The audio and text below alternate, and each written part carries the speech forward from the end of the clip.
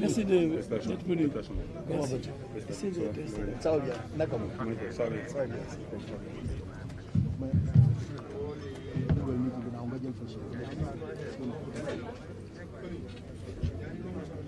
Vous pouvez y aller.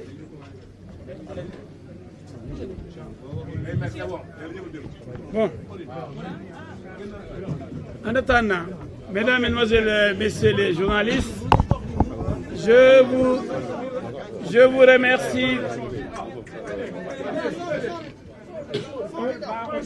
Avant la projection,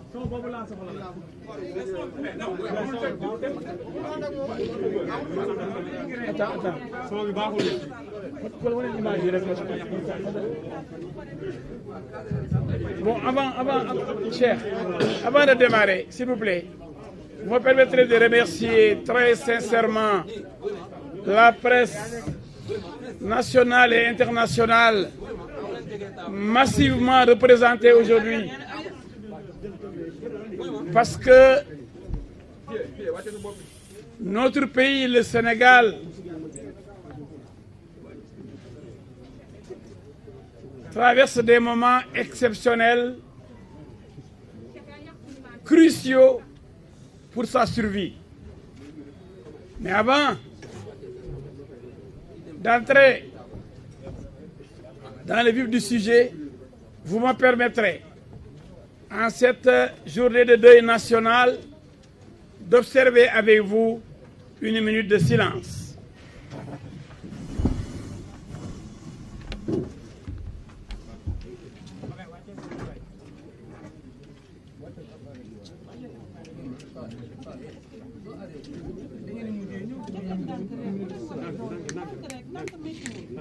Merci.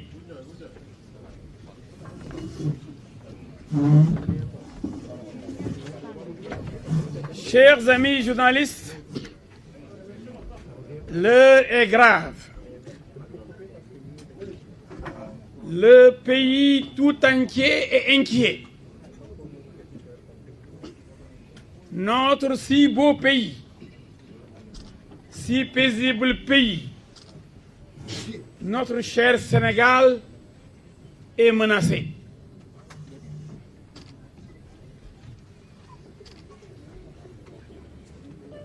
Et il nous incombe le devoir de le sauver. Ce pays de Yaya Ndiaye, ce pays de Lat Dior Ngoné Latyr, ce pays de Cheikh Ahmad Bamba, ce pays de El Hadji Malick Sy, de Baye Niass, de Seydina Limamou Laye, de Bou Kounta Ndiassane, des cardinaux, Thiandoum, Adrien Sarr, etc. Ce pays de grands hommes comme Léopold Sédar Senghor, qui nous parlait de l'arbre à palabres pour régler nos problèmes, ce pays subitement bascule dans une violence inouïe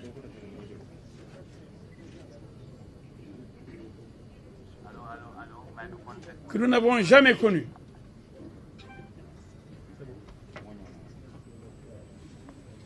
C'est ainsi que une personne dangereuse, une personne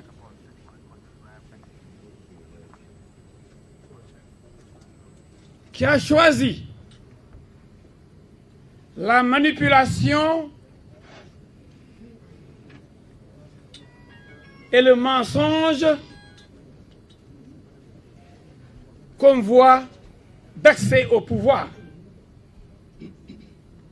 Cette personne qui manipule certains jeunes qui n'ont pas compris. Cette personne qui utilise très bien les réseaux sociaux. Cette personne qui demande un combat mortel cette personne qui dit que fini maintenant les débats dans les réseaux sociaux, wax ji doy na reyante leen, il faut mourir pour moi. Cette personne a fait descendre dans la rue des hommes, surtout des jeunes, qui n'ont rien compris.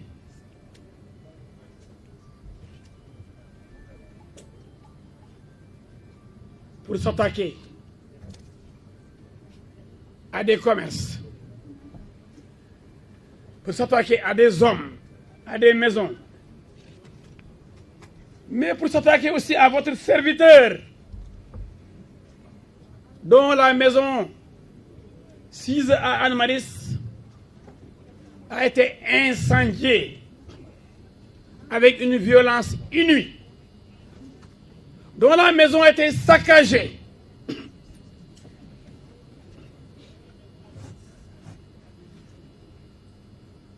Et nous avons des images que je voulais projeter. Je ne sais pas si les images sont disponibles. Le feu, ensuite la destruction des biens. Vous pensez que moi, je vais laisser passer cela pour perdre ses profits? Non! Cet homme doit payer. Le criminel Ousmane Sonko doit payer. Il ne peut pas m'intimider, moi. Qu'est-ce qu'il représente, cet énergumène? Qu'est-ce qu'il représente? Un imposteur de la pire espèce, qui pense pouvoir, à partir des réseaux sociaux, à partir d'une certaine presse qu'il maîtrise, prendre en otage les consciences des Sénégalais, à partir de la violence, intimider les Sénégalais pour prendre le pouvoir. Non, c'est pas comme ça qu'on va prendre le pouvoir dans ce pays de Léopold Sédar Senghor, de Abdoulaye Wade, de Abdou Diouf, de Macky Sall et demain de El Hadji Diouf, qui est candidat déclaré à l'élection présidentielle de 2024. Je ne laisserai point un individu dangereux installer le chaos, parce que le jour où je dois prendre le pouvoir, Inch'Allah, si le bon Dieu le veut, je vais trouver un Sénégal bien préparé, un Sénégal sur les rails, un Sénégal en voie de développement, mais pas un Sénégal déchiqueté, un Sénégal malmené, un Sénégal déchiré.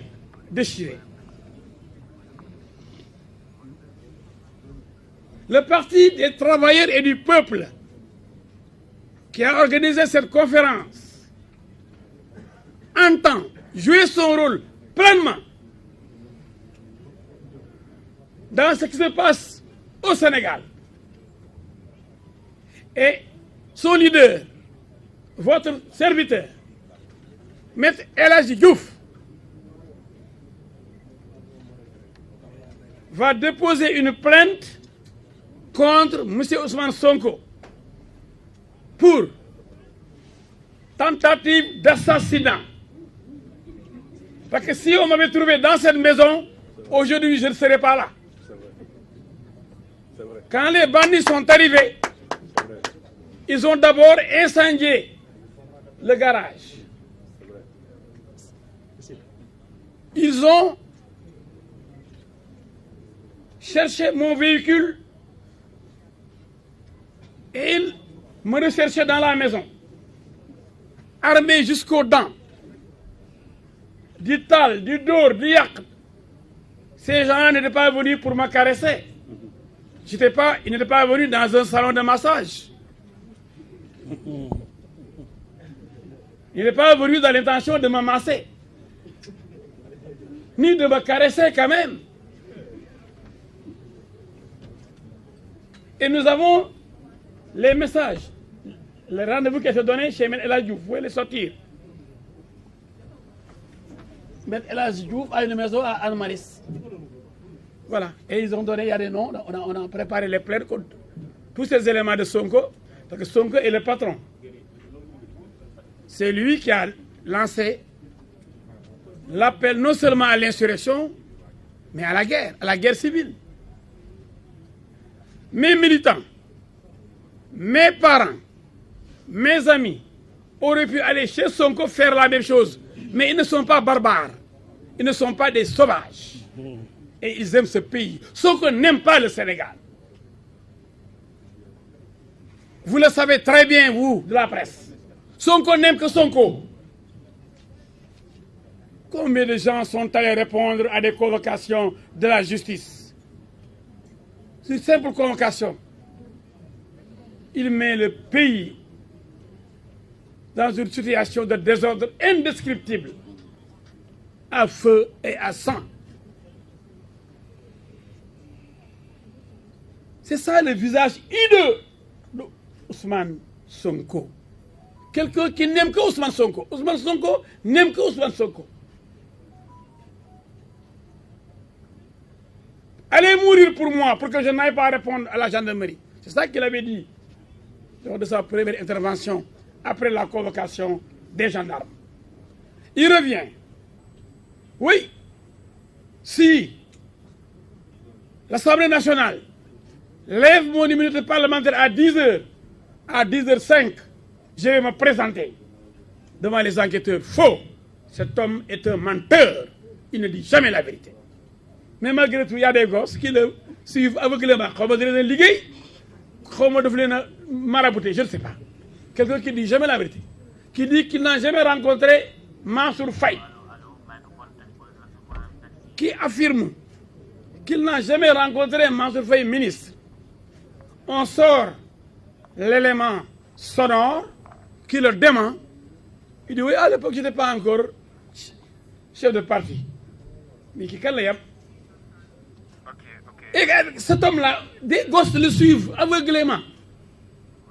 Et on sait que le mensonge, c'est le plus grand, le plus gros péché que Dieu punit sévèrement. Les 94 milliards avec Mamour Diallo, jamais vous de la presse, il vous a montré des preuves. Le virement, le compte bancaire, mensonge. Il dit oui, j'ai porté plainte contre au niveau du procureur. Quand ça l'arrange, pour ne pas sauter des preuves, il dit je vais chez le procureur. Mais quand ça l'arrange pas, il dit ces gens-là, le procureur là, il est corrompu. Et il insulte le procureur, Bassirou Gueye, le juge Samba Sall, le ministre Antoine Diome, le ministre Malick Sall, le président Macky Sall. Il insulte tout le monde. Alors qu'il dit que lui, c'est que les preuves qu'il a sur les 94 milliards, il ne va les montrer qu'à la justice. Et il dit que Gemoul, il ne croit même pas en cette justice. Mais donc quand est-ce que ce gars-là va nous dire la vérité? Je ne crois pas en cette justice. Allez, la résistance, par rapport à quoi? Par rapport à quelqu'un qui préfère le massage après l'heure du couvre-feu. Sans garde-corps, sans chauffeur. Encagoulé. Les gens doivent se poser des questions quand même. Mais malgré tout, il y a des gens. Mais c'est vrai que le Sénégal, quand est-ce qu'on va se développer? Si vraiment la matière grise est absente, si on suit aveuglément un homme comme ça, quelles que soient les bêtises qu'il commet, sont comme des marionnettes. Man dama ni ñi xanaa dañ tay ñu nekk xanaa dañoo naan ndox mi dañoo def dara lekk de guerre ñenn ñi. Je ne comprends pas. Quand je vois des gens, mais je dis, est-ce qu'il ne les a pas maraboutés même? Attention, on ne sait pas. Parce que j'ai vu des femmes sortir du bois sacré, me menacer Adji Sarr et menacer d'autres personnes. Peut-être que certains sont vulnérables, peut-être moi je ne suis pas vulnérable. C'est pourquoi on s'attaque à ma maison. Parce que man, yoyu mënuma jàpp. Attention, parce que quel beauté au moment journal. Donc, il faut que ça soit clair. On ne laissera pas passer un tel affront. Nous entendons montrer à Ousmane Sonko que s'il peut bien envoyer des bandits chez moi, nous n'allons pas envoyer des bandits chez lui, mais nous allons le traduire devant la justice de notre pays. Justice pour laquelle il n'a aucun respect, aucune considération.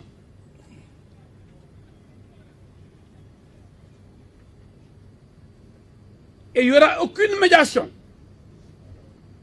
J'ai vu notre ami Makhtar Gueye m'insulter et dire que je ne voulais pas de médiation, avec le couple de Samakao. Ah bon? Quand les gens de Sonko menacent, il faut accepter la médiation. Qui est Sonko? Donc si on n'accepte pas, hop, on vous tue, on vous brûle. Donc couple de Samakao. Regardez-moi comment les gens, les pro-Sonko, y compris Makhtar Gueye, réfléchissent. C'est extraordinaire. Nous les gens ont peur de Sonko. Pourquoi? Il terrorise la République. Mais il ne me terrorisera jamais. Même avec des chars de combat, des fusils devant El Hadji Diouf, je vais l'affronter quoi qu'il m'en coûte. Parce que je le multiplie par 0. 0. Regardez-le. Tellement malhonnête avec les gens qui l'entourent. Qu'est-ce qu'ils disent? Sonko est le chef de l'opposition. C'est faux. Sonko n'est rien du tout. Si on s'en tient à Sonko lui-même, qu'est-ce qu'il disait?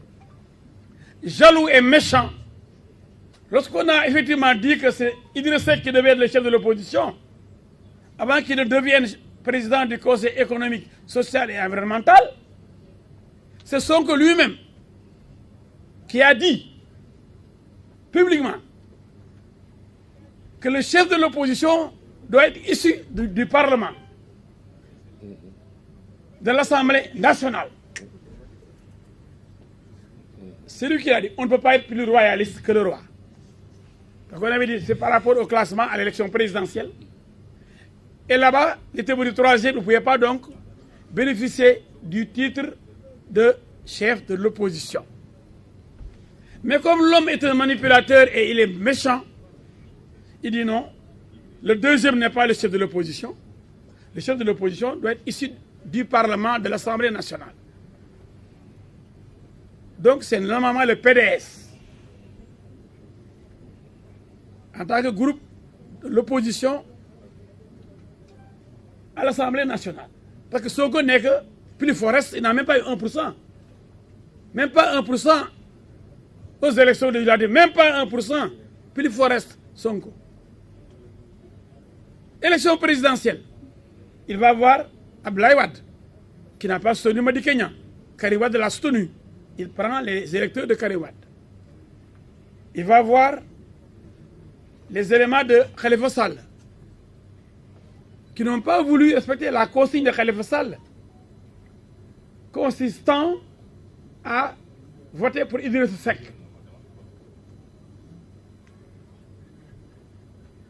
Et ces gens ont voté, pour la plupart, les gens de Khalifa Sall, ils ont voté, j'en connais.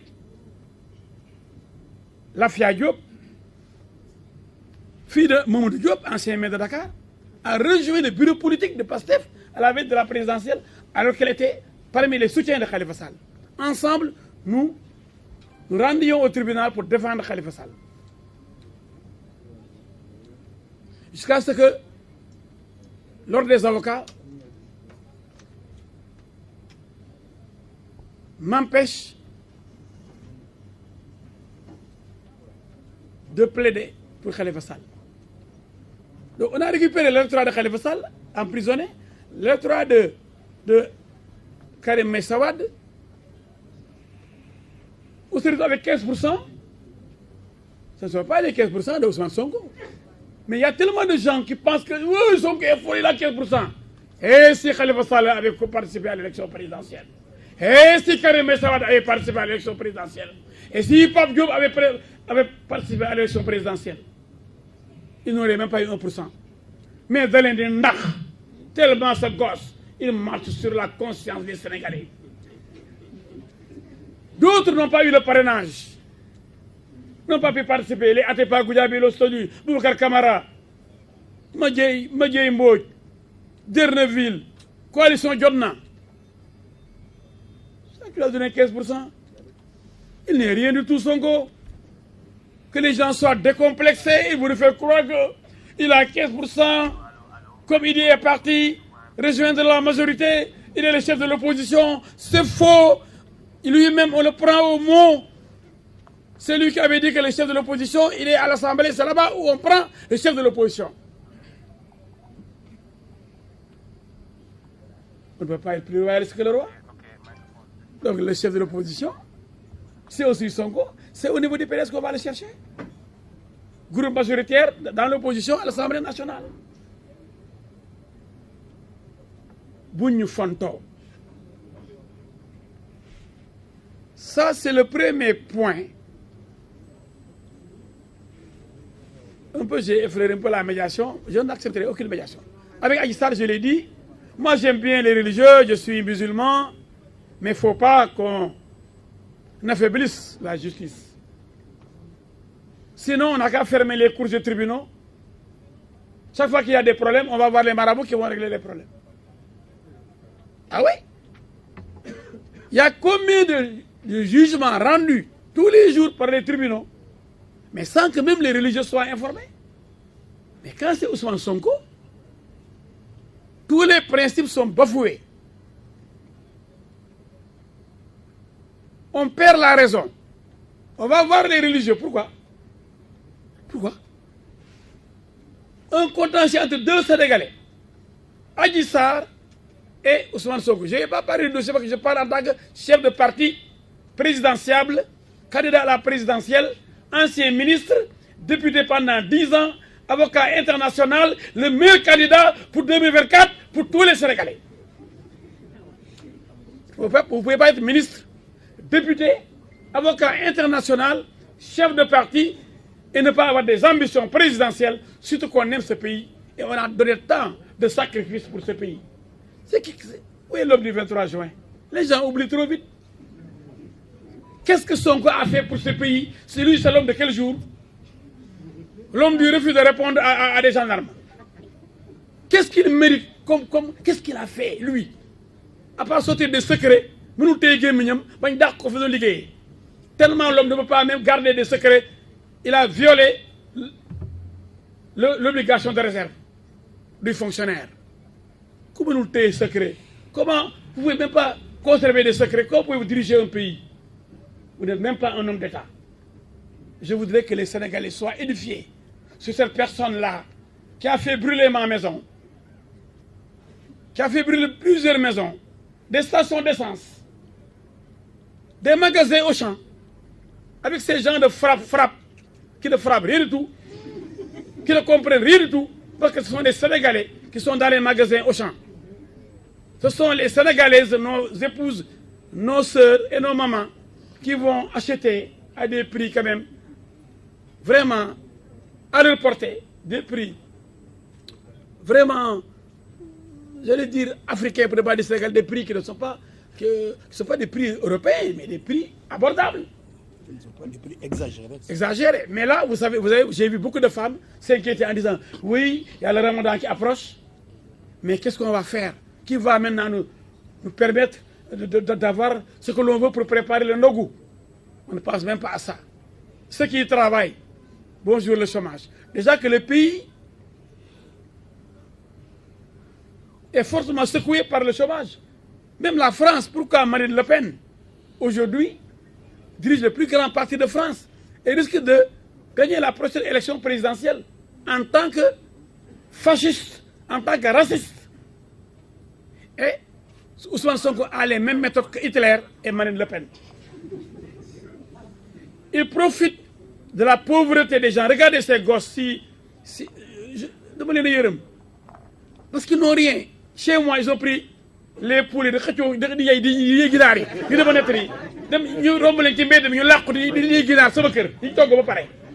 c'est des gens qui sont dans l'extrême pauvreté.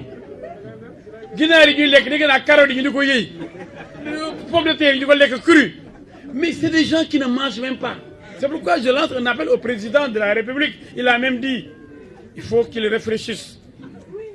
Comment vraiment régler cette question des jeunes si pauvres? C'est pourquoi ils vont mourir même dans les pirogues de la mort.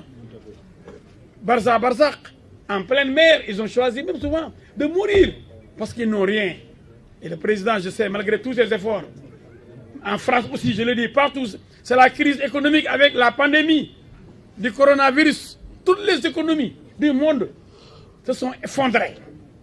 C'est l'écroulement de l'économie mondiale. Mais Sonko, comme il est malhonnête, il va leur dire, moi, je vais régler vos problèmes, alors qu'il en est incapable. Qu'est-ce qu'il peut faire, Sonko? Critiquer. Comme frappe, comme là. C'est des gens qui sont des nihilistes, dangereux pour la société.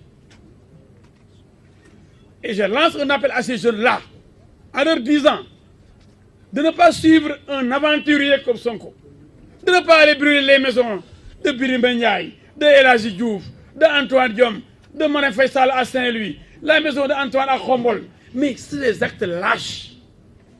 On a eu des oppositions terribles dans ce pays. Mais on n'est jamais allé à ce niveau-là de haine, de méchanceté. Regardez ces affiches-là. Qu'est-ce que j'ai fait pour mériter cela? Défendre Adji Sarr, qui fait trembler Ousmane Sonko.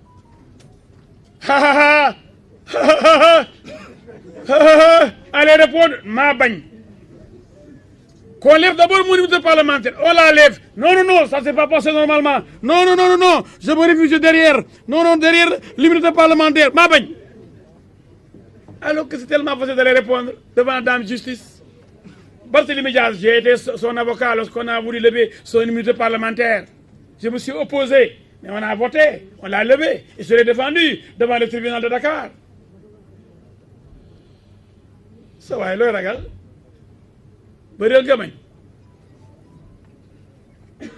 Et maintenant, ils disent qu'il faut qu'Adji Sarr sorte. Oui, Adji Sarr. Je ne parle pas du dossier, pour montrer la peur de cet homme-là. Tous ceux qui veulent me tuer ont voulu tuer Adji Sarr. Et les gens qui ne comprennent rien disent, oui, mais mais vous de la presse, est-ce que vous voyez ceux qui portent plainte au tribunal tous les jours? Ils viennent vous dire, de la presse là, nous avons aujourd'hui un jugement au tribunal régional de Thiès, de Dakar, au tribunal départemental, nous avons porté plainte au tribunal de Pikine, mais il y a tellement de procès. C'est peut-être les chroniqueurs judiciaires peuvent assister à ces procès. Mais on réclame tout. Où est-elle? Oui, j'ai même vu des députés dire, si on l'avait vu même, on aurait pu la défendre, parce que nous sommes des femmes, avec le 8 mars là. Mais quand quelqu'un ne voit pas Nelson Mandela, il ne défendra pas Nelson Mandela. Pour défendre quelqu'un, il faut d'abord le voir. Quelle logique. Pourquoi on veut la voir? On voulait la tuer pour l'empêcher de donner les preuves. Ça, je n'en parle pas. Mais on me la réclame tout le temps. Où est-elle? Elle est même prise en otage. Là où elle est, elle ne peut pas sortir. Alors Adji Sarr, on la voit tous les jours. Mais elle est sécurisée là où elle est. Donc, Adji Sarr, je ne parle pas de son dossier, mais elle est en sécurité. Ça, c'est pas le dossier. Mais c'est par rapport aux questions que les gens se posent. Et quoi faire? Pourquoi on la réclame avec insistance? Deux choses peuvent être retenues. Soit c'est pour la corrompre, soit c'est pour la tuer et l'éliminer physiquement. Mais elle s'adresse au juge. Elle a été convoquée, elle a parlé devant les enquêteurs de la gendarmerie de Colobane. Le juge Mamoudou Seck l'a convoquée. Pendant 5 heures de temps, la presse était là, elle a été entendue. Mais est-ce qu'elle doit aller voir les gens pour dire c'est moi, Adji, c'est moi, Adji? Mais pourquoi? Parce que les gens veulent la liquider. Pourquoi on tient coûte que coûte à la rencontrer? Médiation, je dis niet à toute forme de médiation. La justice n'a qu'à faire son travail. Il ne faut pas être un obstacle à la manifestation de la vérité. Donc la plainte, je vous le dis tout de suite, que j'ai préparée avec des preuves à l'appui, sera déposée incessamment. J'attends le procès verbal de la gendarmerie qui a constaté les dégâts chez moi. Vous me permettrez de remercier d'ailleurs nos voisins de Anne-Maris qui ont éteint le feu, les jeunes se sont battus pour au moins limiter les dégâts.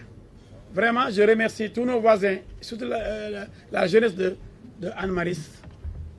Vraiment, ma femme et moi, Yassine Fall et moi, nous vous remercions et nous vous témoignons, nous exprimons notre gratitude. Maintenant, il y a un deuxième point. Il y a une vidéo qui circule. C'est le deuxième point. C'est deux points que j'aborde. L'agression dont j'ai été victime et la manipulation aussi dont j'ai été victime. Est-ce qu'on peut montrer l'image? L'image circule partout. Et ceux qui n'ont pas regardé l'émission Balance de Walfadjri, animée par Pape Ndiaye, peuvent être abusés et trompés. Cela prouve encore ce que je disais. Le plus grand manipulateur de l'histoire contemporaine mondiale s'appelle Ousmane Sonko. Je disais à l'époque, parlant de Mamour Diallo et des 94 milliards, qu'effectivement, il y avait dans ce dossier 94 milliards de mensonges. Regardez-moi ce mensonge et cette manipulation. On a voulu faire croire aux Sénégalais que j'ai abandonné Adji Sarr et que maintenant je défends Sonko. Qu'est-ce que j'ai dit? Vous avez le son? Voilà la manipulation.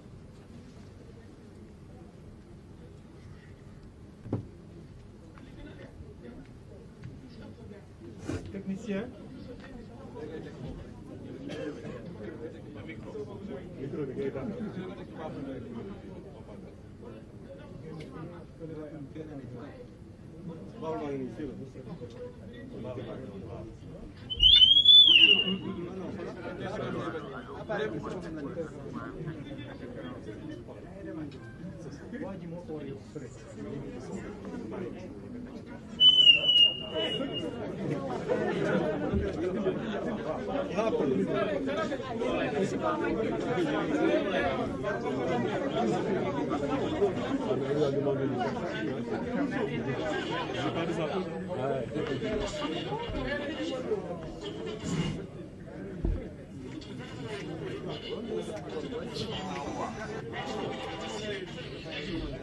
Oh ouais. Est-ce que duñ ko am. gaa yi duñ ko teel a génne. mën naa ko am.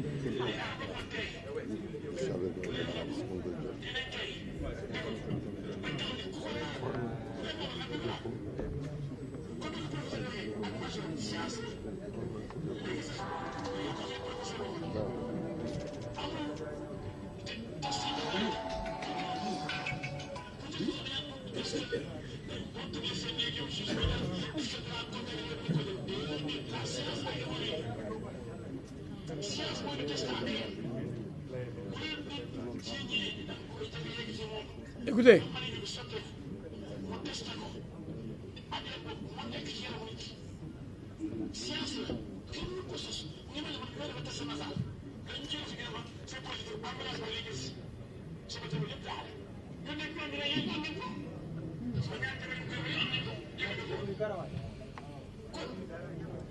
C'est clair.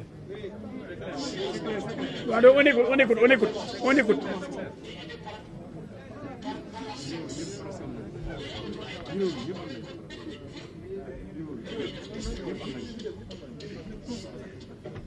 Ça dernière fois. Attends.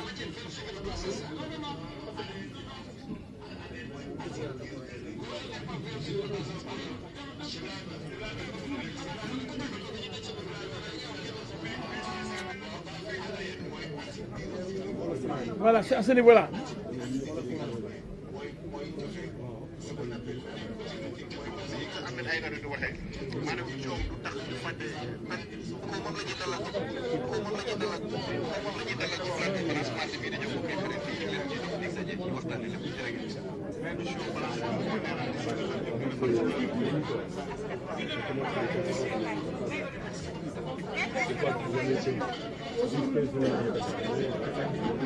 C'est clair. Donne-moi.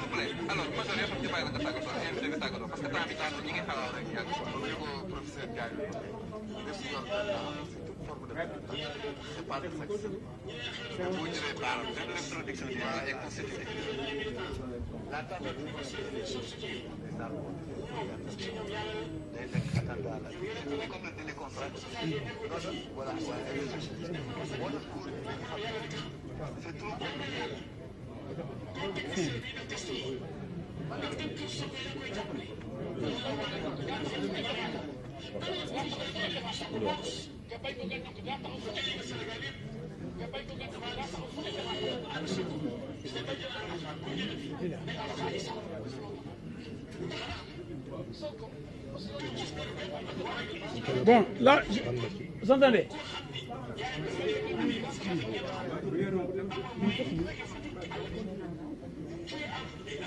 Bon, je vais me mettre juste ça, plus près ici.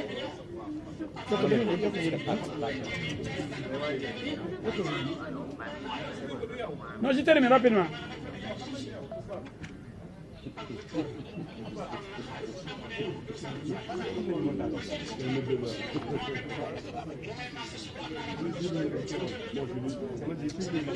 Bon, le parleur est en bas. Hein.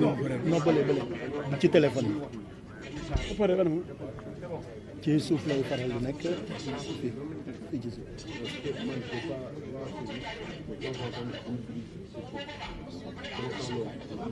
C'est pas la fille. Écoutez.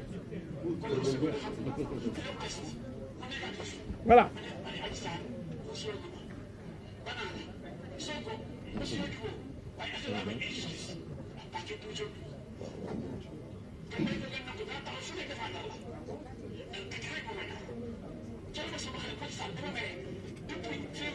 Recule ça un peu du dégg parce que ñu bëri dégguñu. Donc allô. Donc vous avez reconnu avec moi parce que celui qui n'a pas suivi l'émission peut tenter de croire que j'ai abandonné Adji Sarr. C'est le dessein, le but visé par ces manipulateurs de l'orchestre dirigé par le chef d'orchestre Ousmane Sonko. Un orchestre de menteurs et de manipulateurs. Et moi, je parie ma vie pour le Sénégal en jurant de me dresser devant Ousmane Sonko pour qu'il ne prenne pas les rênes de ce pays. Quelqu'un qui n'a pas encore le pouvoir et qui se permet de menacer les gens qui osent le critiquer. Si vous ne dites pas que Sonko est beau, Sonko est gentil, Sonko est le meilleur, vous êtes insulté copieusement dans les réseaux sociaux. Et vous êtes menacé de mort, comme je l'ai été, pour avoir seulement fait mon travail d'avocat. D'ailleurs, l'ordre des avocats a sorti un communiqué pour dire jamais plus cela. Un avocat, dans l'exercice de ses fonctions, a été attaqué, sa maison attaquée, incendiée, parce qu'il a osé défendre Adji Sarr, qu'on a présenté comme une prostituée, comme une femme légère, ayant même un enfant, étant en grossesse. Tout ça est faux. Souvent on dit que, on parle de beaucoup, je ne veux pas entrer dans le dossier, tout ce qui est dit est faux. Aussi bien par ces journalistes-là que je connais et que vous connaissez, qui ne respectent pas la déontologie journalistique, mais qui sont véritablement des partisans qui, à longueur de journée, tirent sur Adji Sarr. Exception. Je ne donnerai pas leur nom. Non, exception. Vous dites directement les journalistes. J'ai dit certains journalistes. Voilà, bon, ça soit clair. J'ai dit, vous n'êtes pas comme...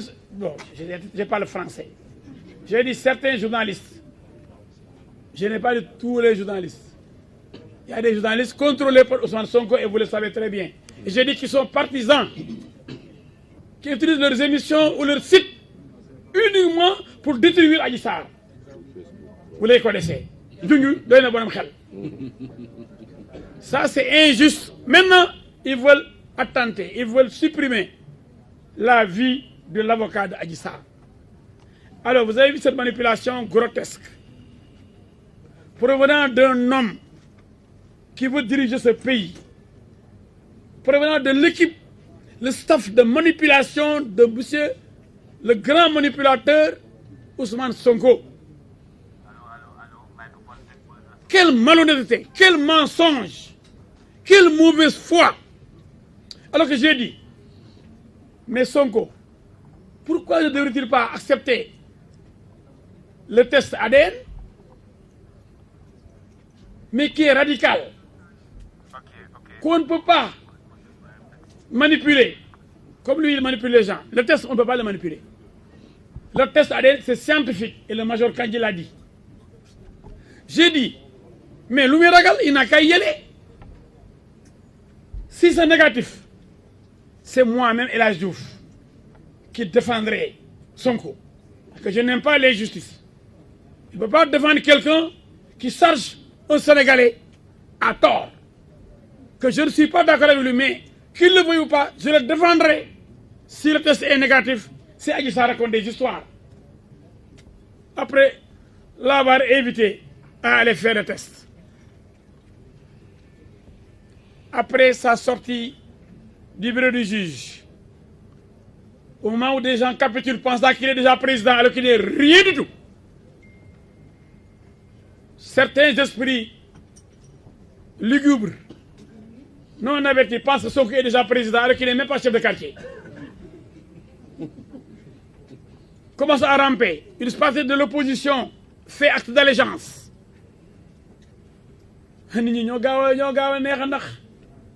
Alors, on dit qu'El Hadji Diouf aussi a rallié Sonko, a abandonné Adji Sarr. Ce n'est pas dans mon sang, ce n'est pas dans mes habitudes, pour qui me connaît.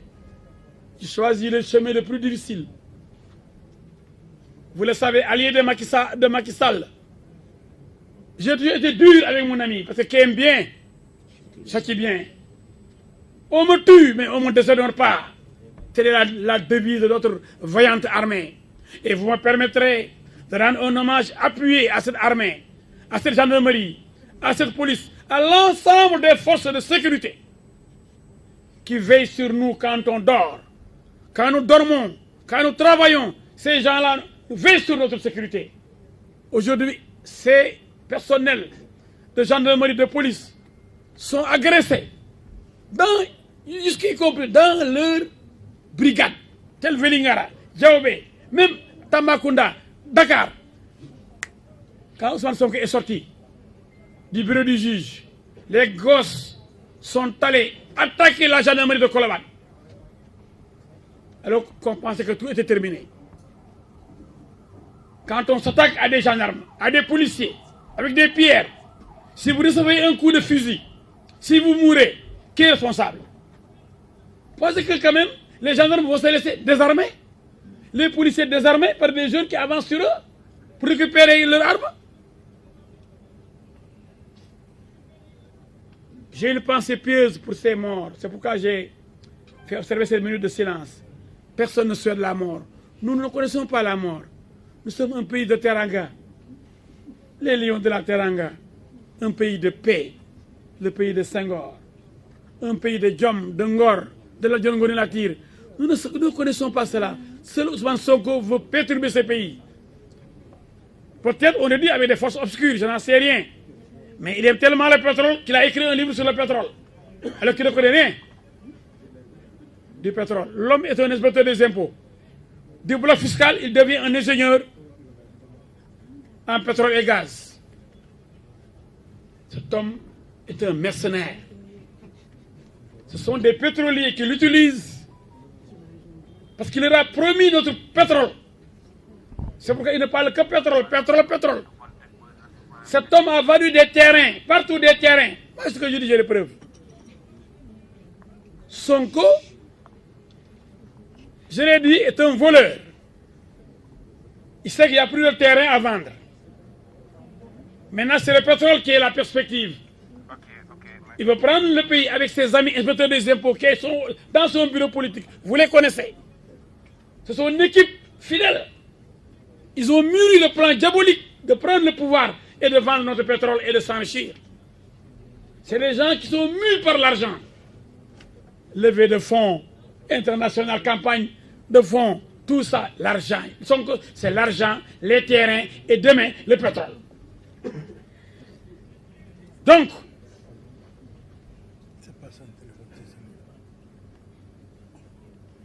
non à la manipulation. Les forces de l'ordre ont fait preuve de retenue. Et il se permet de dire qu'il va amener Macky Sall à la CPI. Je ne suis pas là pour défendre Macky Sall, il a ses défenseurs. Mais la CPI, ce sont ceux-là qui ont demandé un mortel combat. Les mots mortel combat, rayante.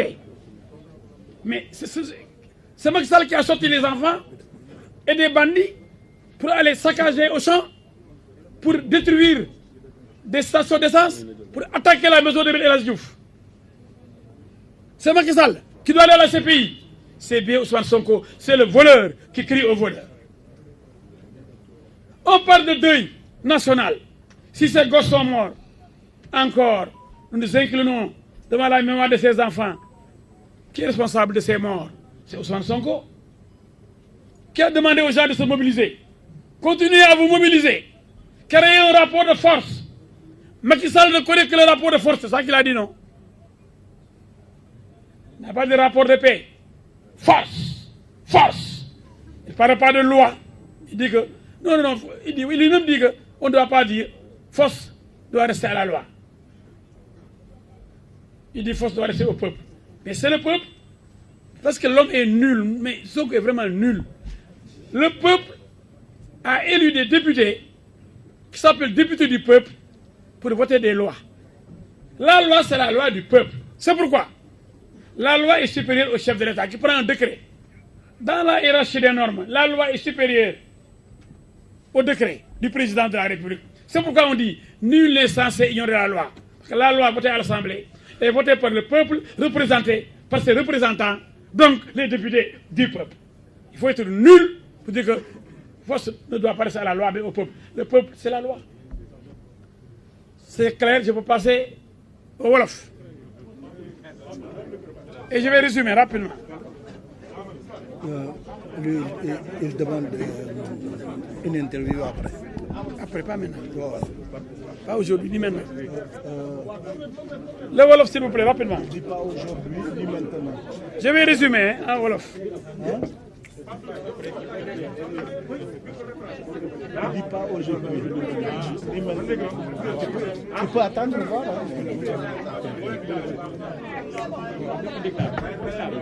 Hein? Bi.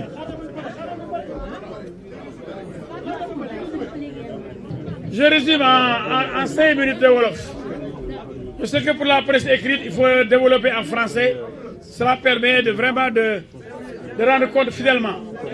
Mais pour les télés et les radios, c'est en général 1 minute 52 minutes qu'on vous donne. Donc résumé, donc rapidement. Mbokk journaliste yi ngeen may ma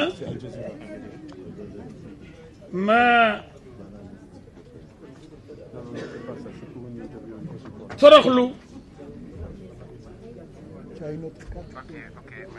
tëdd di jooy sunu néew yi fi jóge sunu doom yi nga xam ni Ousmane Sonko moo leen reylu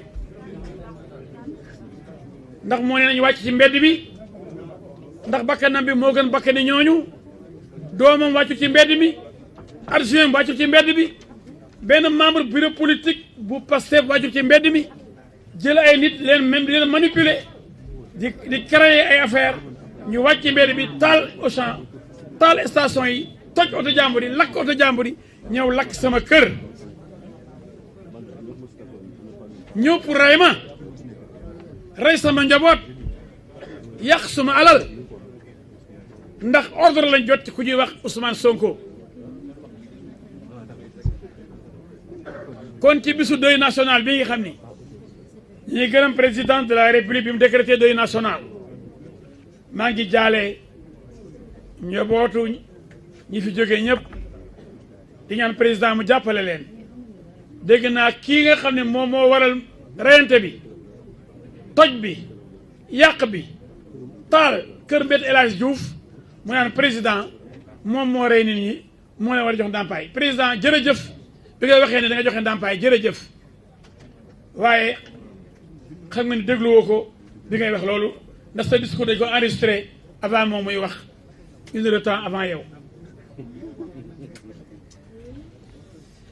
may gërëm soldats yi alkaati yi gendarme yi nga xam ne ñii ànd ak Ousmane Sonko ti mu xaw a naan seen yuur gi dañuy ñëw di leen song te xaw ma luy ndeyi loolu parce que nee na ñoom ñoo mën a duma alkaati yi duma gendarme yi duma soldats yi jël réew mi jox ko Ousmane Sonko loolu mënul nekk du dëgg xanaa kay dañoo amul yërmande jot consigne ci gouvernement bi bu deen rey xale yi waaye bu ñu demee ba songu nit ba nga nangu fetalam ah il faut mu fetal la xale yi seen waajur yi téye seen professeurs yi leen di génne am nañu ko ci def professeurs yi yu rakkaaju di génne seen élèves yi wecc ci mbedd mi boo gisee image xale yu ndaw 10 ans 13 ans 15 ans ba ñu ci rey sax xale yu ndaw lañ ñuy song ay alkaati ba jële ci dee xam nga ne loolu ñaaw na song ay brigade ay Vélingara ak ay Tamba ay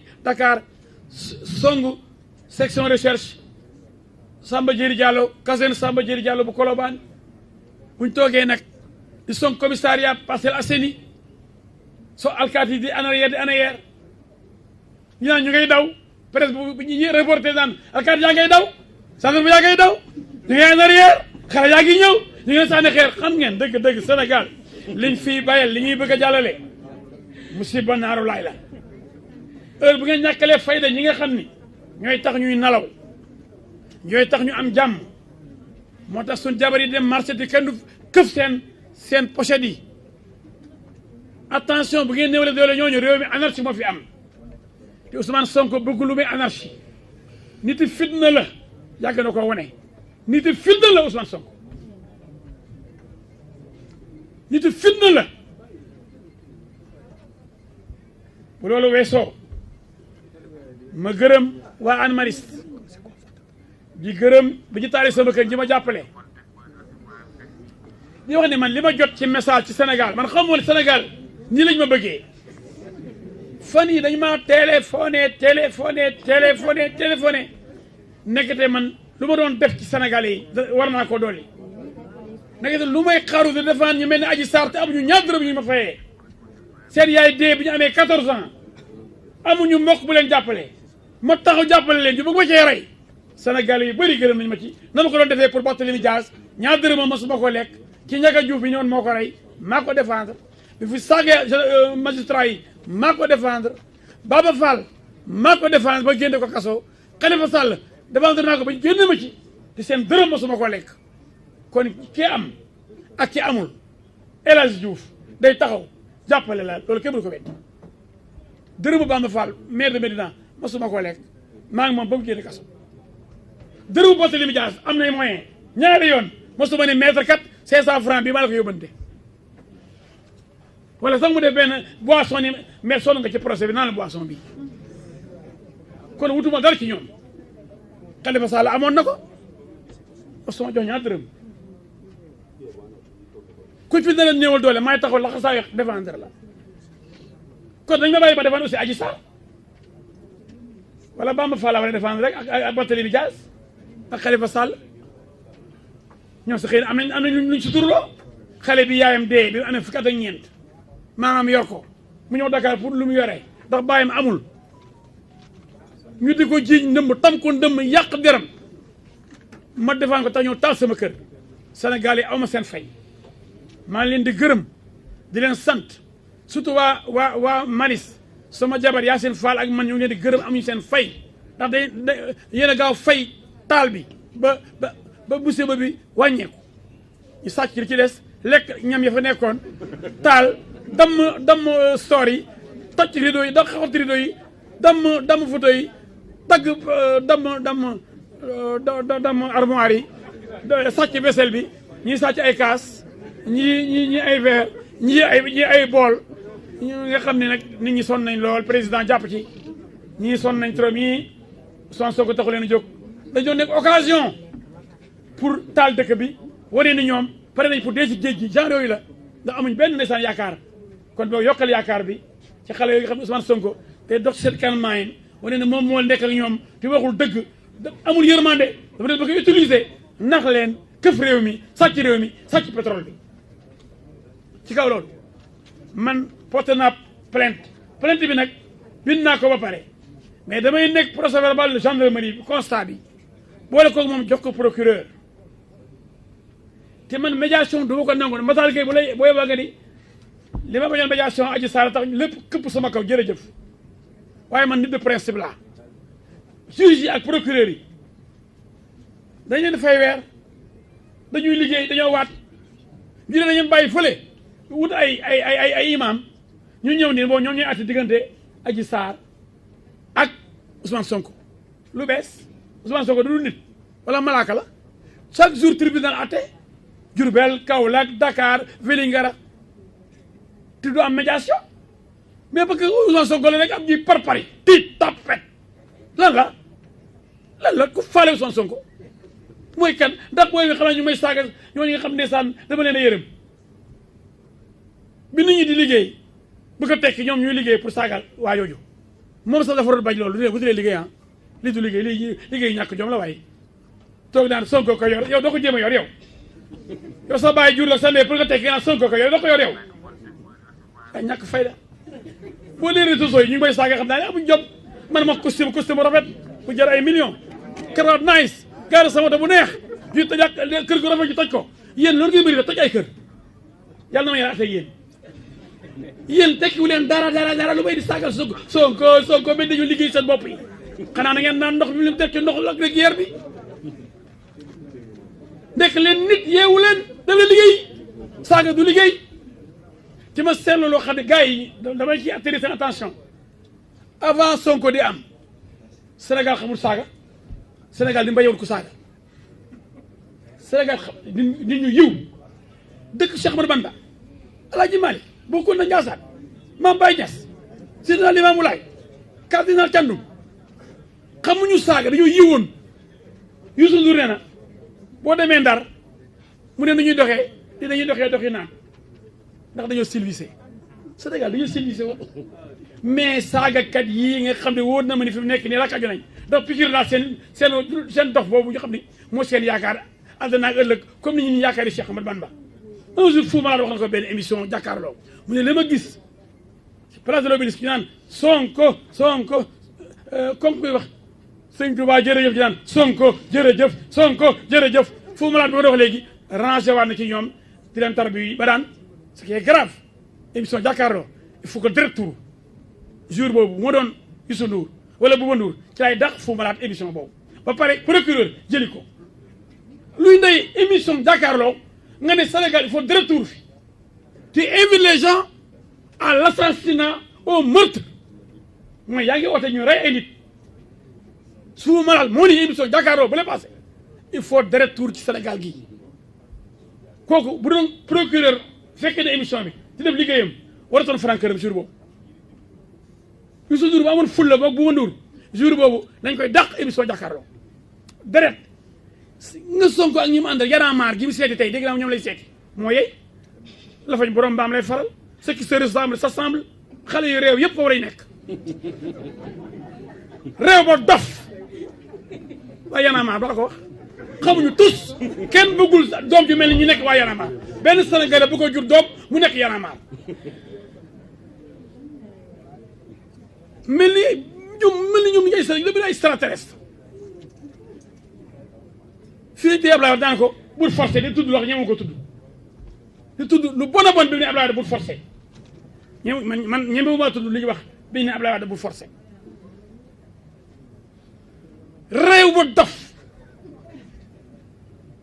xale yi saaga réew ba dof ce qui se ressemble s'assemble moo tax ma ne depuis avènement Sonko dëgg Sénégal saaga lañ gis Sénégal sos Sénégal fen Sénégal manipulation Sénégal créé inventé ay affaire ni Adji Sarr dof na dégg nga ngeen Adji Sarr dafa dof léegi Adji Sarr démb ci guddi bi ñu waxtaan dafa ree ba dof moo ngi ne da ngaa dof léegi ñu ne am na benn audio bu fuité entre Adji Sarr ak Sidi Baye xaw ma am koy wax ñu ne Adji Sarr la mais ñii est-ce que ay gor lañu ñii ni ñuy fenee la ñu nooyee fen nañ ba nëpp fen rek pour jël réew fen Ousmane Sonko fen na ba nëpp billahi wallahi talaay te bu ñemee dëgg da jël kaamil teg dañ ko lancé benn défi da teg kaamil waat Aliou Sall mi fenaloon ci pétrole bi ci xaalis bi dafa teg kaamil waat fen na fi ci pétrole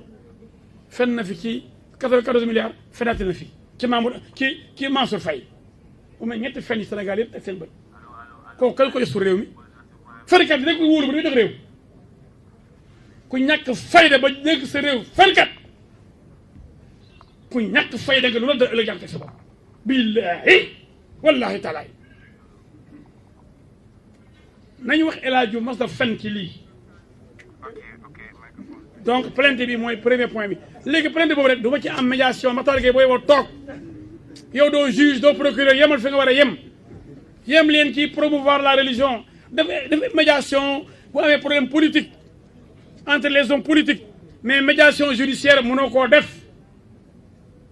bu amee ay problème justice du imaam yi ñooy régler problème justice fi max na nekkee benn kooku sëriñ si seen place nekkul foofu ñun ñëpp gëm sëriñ ñu gëm imaam yi ñuy jiite diñu julee bu ñu dee yàlla na yéex du tudd suñu doom yi ñu fonk leen lool mais ku nekk ak sa domaine justice mënuñu ko tëj ni léegi yéen imaam yi yéen rek problème justice xanaa kenn laa ko nangul imam juge Ndari Diop le grand juge et le grand imam du tribunal de grande instance de Dakar il est juge et imam maa ngi koy nuyu sama xarit président Ndari Diop deuxième point bi mooy génne benn image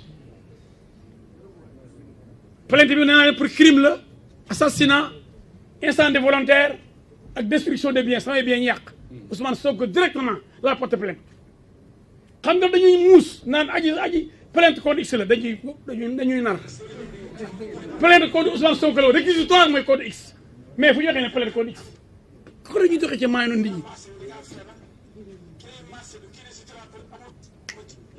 may leen di waay alors léegi su ñu ñëwee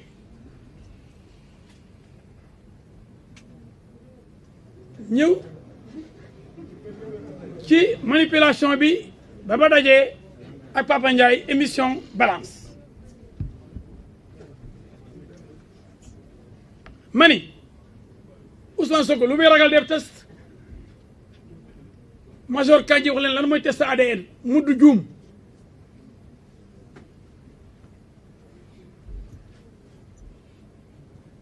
ma ne man de bi ñu ma accusé viol Paris dama def test ADN ñu ne ma gongo yow laaloo kenn ndaw si ne sama pooj gauche ba nga laal loolu de mooy viol bi ñu wax il a caressé ma cuisse gauche France dañ lay accusé viol ngay génn man la muy jàg moo ëpp doole mais DSK moo ëpp doole France Sarkozy bi ñu condamné barki dee mu Ndiaye dekk na président France man El Hadj Diouf mu ñaan consul bay intervenir ban consul France amul intervention de ko fa def ñu rek sa ligg de amul sëriñ bay oote amul xalif général bay oote français xamul loolu waaye nag bu defee test ADN ñu ne El Hadj Diouf yeggul ci xalif jigéen laalu ko jegewu ko mais nu ñuy def jël avion ñibbi man ma soo xam prison yàlla mu ci yàlla musal test ADN rek ñu ne ma ci ñibbi waaye ñi nga xam ne ñëwuñ def test ADN naa ne waa loolu ñoom yow doo dem waaw demal ka bañ ma ne ko attention boo demee billahi boo demee bu defee test bu négatif man El Hadj Diouf maa lay défendre xam nga ne jubawuñu ndee kon nga xam ne man je combat l'injustice kon man mu neex la mu naqare danaa la défendre ñu jël loolu parti boobu ci France bi di ko dawal barki dem ba tey ñu ne comme moom génn na en euphorie ñu di ko tàccu ñu ngay fa déjà nekk le président te du tous léegi ñu bëri dem jébbulu ci moom ñu ne man damaa dem jébbulu léegi moom laay défendre man bàyyi naa Adji Sarr ay gars yi bilayi bi de Sonko rajim ay gars yi non je suis très sérieux mais xoolal ni ñu doxee ci kaw maa ñëpp gëm ni man dañ ma wax fu ne am nga sax conférence bi ma def ko tey film boobu ñu génne montage boobu moo tax tey ma ko conférence de presse billaay dama ne dana sama kër gi ñu lakk bu PV ba pare yëpp pare ba ma déposé plainte ba sama avocat yi oo leen ma toog seen wet ñu expliqué loolu dinañ amaat mais bi ma gisee muy law ci diaspora bi Amérique ooma Italie ooma France ooma Foundiougne ooma Saraya ooma Matam militants yi dama woo dama ñu ne xamuñu la woon daw des mais am na luy daw ñu naan léegi xam nga ñoom dañu xool film ñu mën a xool ay édition surtout Walfadjri yi bon xëy na am na zone yoo xam ne yeggu fa je ne sais pas mais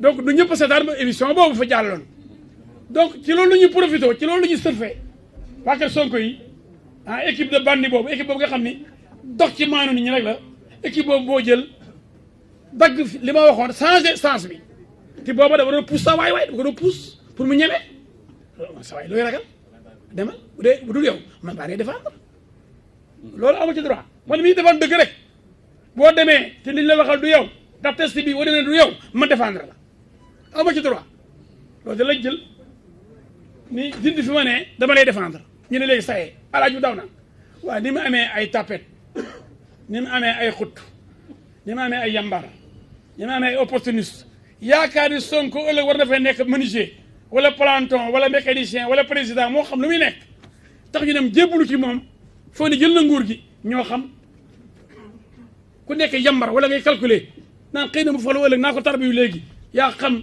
yàlla xam na kii falu ëllëg démb yàlla pare na démb tey soog a ñëw man dama gëm ni maay falu 2024 incha allah rabbi l'homme du 23 juin vous donne rendez-vous en 2024 terrain bi kañ koy réseaux sociaux yi ak presse bi dina utiliser di wër di wax am say site internet taxul nga falu Macky Sall la dit ndee na keroog en 2019 bi ñu def campagne wër le Sénégal mu ne foog ngeen ne réseaux sociaux yi ak di saaga mooy tax ku foo ne mooy tax nga faloo guloo am ñu lay xeexal ci mbedd mi rey seen bakkan say doom toog sa kër yow nga toog sa kër say militants yi de premier plan kenn gisu leen ci terrain bi ñuy coow ci plateau télévision yi kenn seenu leen ci manifestation yi ñu utiliser ay doomu jàmbur seen même doom wàccul ñuy nax booy ñuy dee pour ñoom ay université ay banlieue di toj ñoom di toog croiser les bras costume karawaatu naan dof yi ndeysaan naan nañ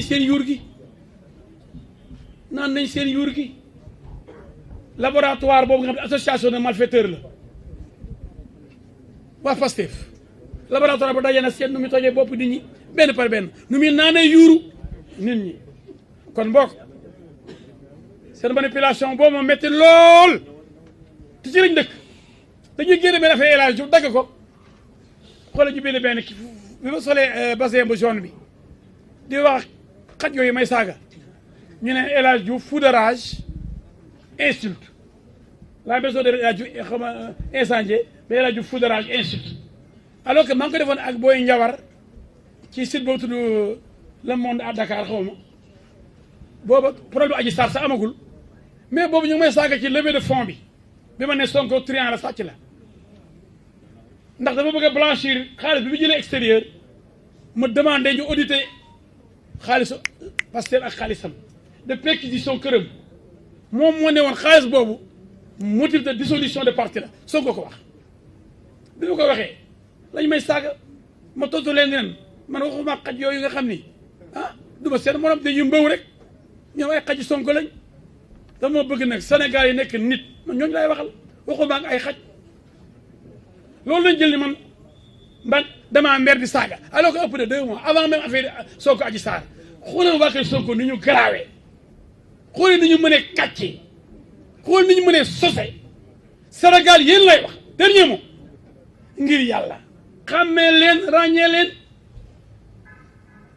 ñii nga xam ne ñëw pour nax leen ñii liggéey ak ñii ras dem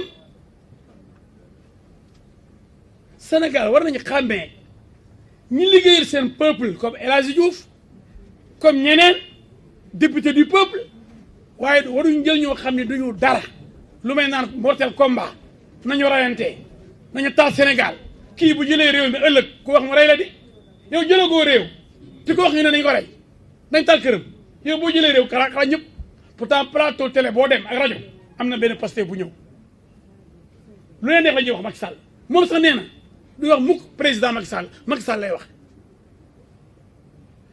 kon xam nga kon démocratie am na Sénégal ba ñoom lu leen neex ñu wax waaye moom bu jëlee pouvoir ko man moo waxee ñu saaga ma taal sama kër kon bu jëlee pouvoir ba foo waxee ji man attention Sénégal yéenay wax billaay bu ngeen ñàkkee fayda ba tànn sa waa ji ak bëtëm yooyu rawri gëmul tos la may dox ci maanu nit ñi billaay da ngeen dóor seen loxo cëkk barke alxuraan Sonko danger public Sénégal yi ma yee di leen yee du ma jóg ci di leen yee ngir yàlla ràññee leen maa ngi leen di gërëm di leen sant aw ma seen fay jërëjëf yàlla def jàmm Sénégal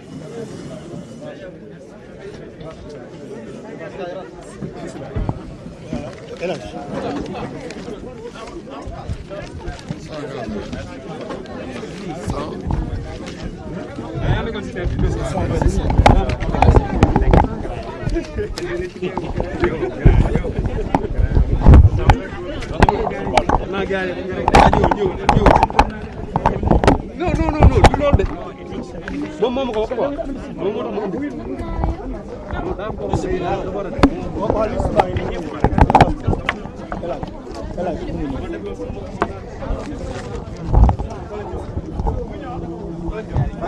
indi